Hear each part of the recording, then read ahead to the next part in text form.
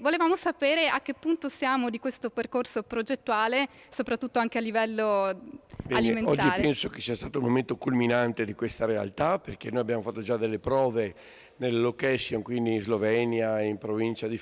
a Faenza, in quel di Este, ma in particolare a Fiumicello, dove è nata questa bellissima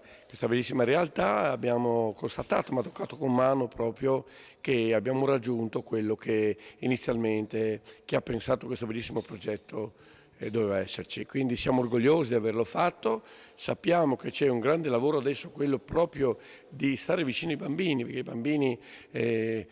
prendono in considerazione tutte le cose, dobbiamo fargli capire che è un benessere quell'alimentazione che gli viene così proposta, che non è un qualche cosa che è arrivato, ma bensì studiato, ponderato, valutato, e che proprio qui a Lignano oggi ha raggiunto il momento culminante. Certamente sarà molto lavoro da fare.